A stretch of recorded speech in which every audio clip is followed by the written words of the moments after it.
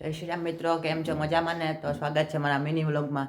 તો આજે છે ઇન્ડિયા અને પાકિસ્તાન વચ્ચે મેચ 2:30 વાગે, અને આજે મારા મહેમાન હોતે આવે છે બિલખાથી, તો હમણાં આવવાના છે થોડીક વારમાં.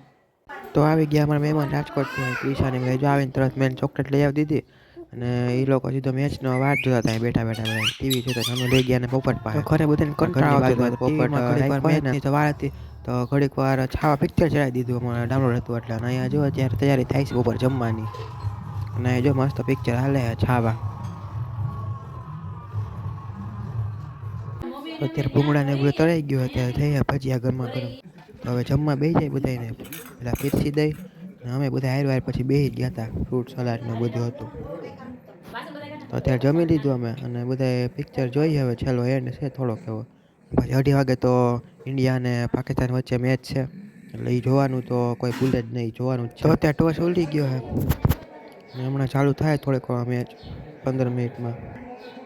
આપણે મેચ જોતા જોતા આપણે ફ્રૂટ સલાડ હોતે પી લે આપણે હાર. જો મેચ ચાલુ થઈ ગયો છે, અને પહેલી વિકેટ હોતે મળી ગઈ જો ઘડીક વારમાં. હાર્દિક પાંડ્યા જ લઈ ગયો. તો હમણાં ભારતનો દાવ આવી છે ને અમે જમવા બેસી ગયા હતા અત્યારે, અને જમીન છે તો પાછો મેચ જોવા બેસી ગયો. વિરાટ કોહલીને જો સેન્ચુરી થઈ ગઈ, હવે 4 મારી દીધી અને જીતી ગયા. તો આ લગી રાખીએ. જય શ્રી રામ, મળીએ બીજા વ્લોગમાં.